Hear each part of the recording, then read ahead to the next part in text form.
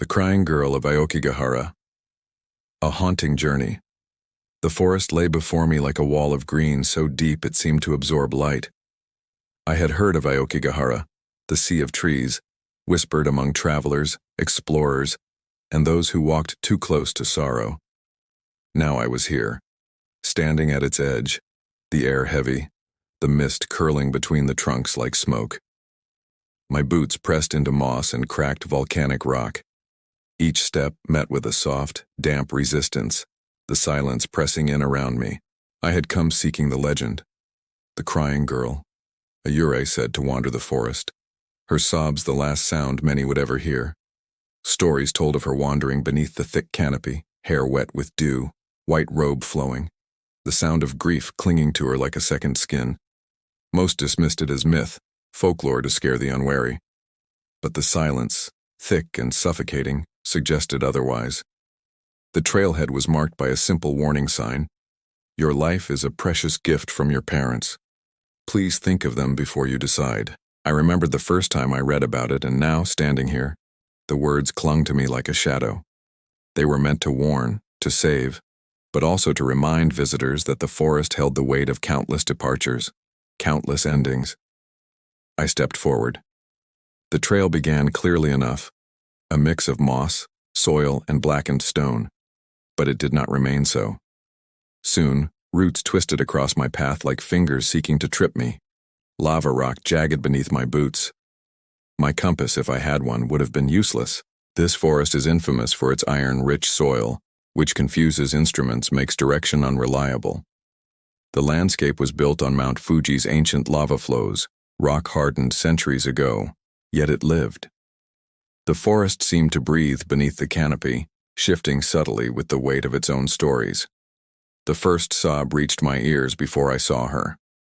A single low cry, distant, almost swallowed by the vastness of the trees.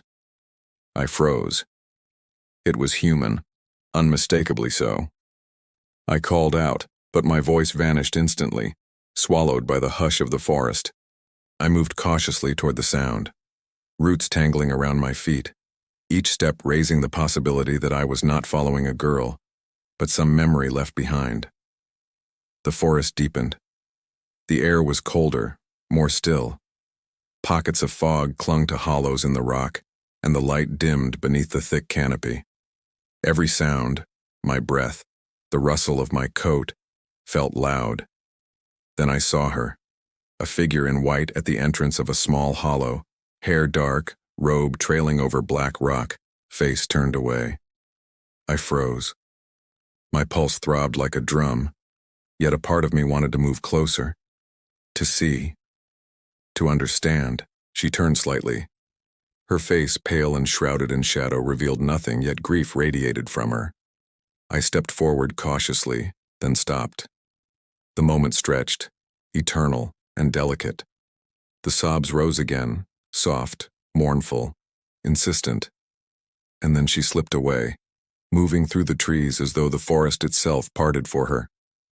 My ribbon marker, tied moments ago, lay on the ground, torn, fluttering faintly like a dying heartbeat. I realized the forest was alive in a way I had never imagined. It responded. Paths shifted, roots twisted, light changed. Time itself seemed to stretch and curl like the mist around the trunks. I followed, running after her, heart pounding, boots slipping over black lava. Night came suddenly.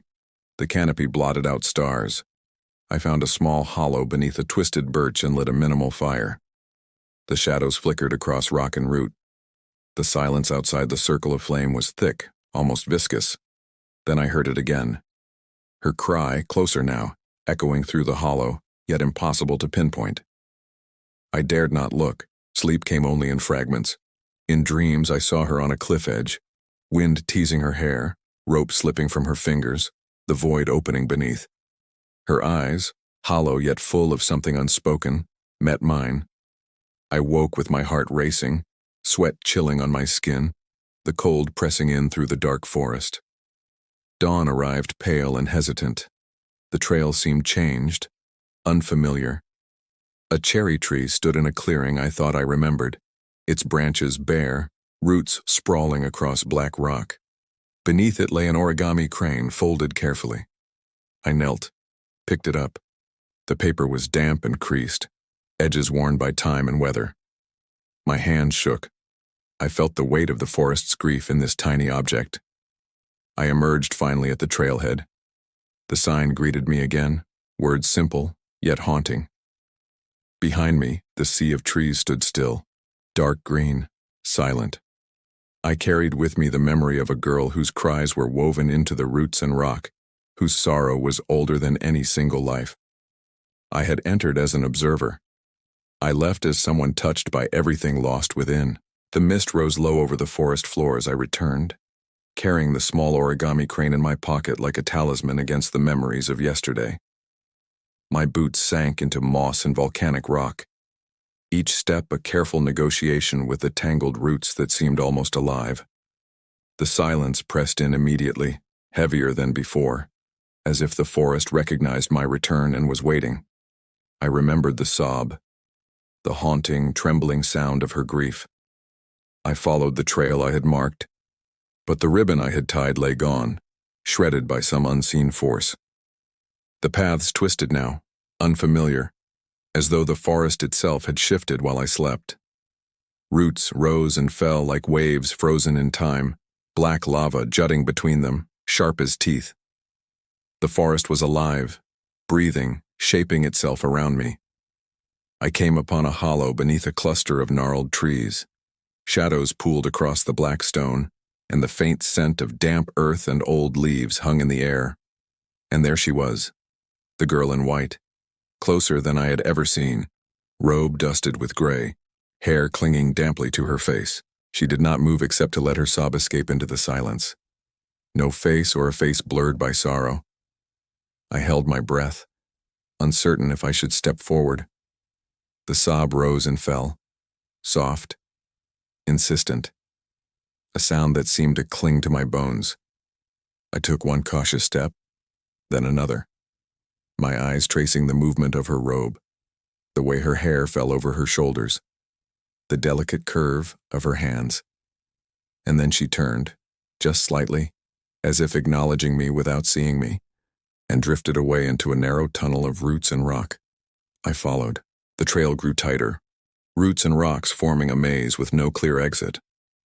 Every turn, every step, made me more aware of the forest's power. It disoriented, shifted, and reshaped itself. I passed a rusted tin, a weathered notebook with writing in delicate faded script, a rope draped across a low branch, evidence of those who had come before, those who had not left. The forest keeps memory and grief. It absorbs it. I pressed on, following echoes of her sobs. A clearing appeared, a single cherry tree standing pale and bare. Beneath its roots lay another origami crane. I knelt and picked it up, the damp paper fragile between my fingers. I pressed the stone inscribed with the kanji I into my palm, feeling the weight of sorrow that the forest had gathered over centuries. Night fell with sudden finality. I made a small fire in a shallow rock hollow, its flames tiny and trembling. The shadows beyond the light seemed to lean closer, the blackness heavy with presence. And then the sobbing came again, closer than ever, echoing through the hollows. I dared not look, yet I could feel her there, just beyond the firelight. The roots shifted subtly, almost like fingers, and I realized I was not just observing. I was part of her memory now. Hours passed like moments. The sobs softened, but did not cease. Then, from the shadows, I saw her step forward, pale and fragile, yet unmistakably present. Her face was visible now, the grief etched deeply, eyes hollow but alive with an unspoken story. She did not speak, but I understood. She was not a threat, not a phantom meant to harm, but a witness, a keeper of memories, a reflection of all who had been lost. I placed my hand on the cherry tree, feeling the cold bark beneath my palm. The roots seemed to pulse subtly, as though acknowledging my presence, accepting my recognition of the sorrow they had held for centuries. I understood, finally, that the forest did not demand fear or avoidance. It demanded acknowledgement. a quiet respect for the stories it carried. The crying girl drifted closer to the edge of the clearing, then paused, her sobs fading into a soft whisper. I stepped back, giving her space, and watched as she moved deeper into the forest, blending seamlessly with mist and shadow. The sobs continued, distant now. A gentle murmur carried through the roots and rocks. Dawn came pale and fragile. The mist lifted slightly, revealing the vast expanse of the sea of trees, black lava rock, twisted roots, and endless green. I walked slowly back toward the trailhead, the forest still alive with memory, still pressing its sorrow against me. I carried nothing but the imprint of her presence, the weight of countless lives, and the knowledge that some stories do not end. They are carried forward by those who remember. The sea of trees receded behind me, silent and vast, yet I knew she would follow in memory, her sobs echoing in the quiet moments, her presence a reminder that sorrow never truly leaves. Some places hold more than nature. They hold the weight of human experience, every story folded into roots, stone, and mist. I had come seeking a story, a legend.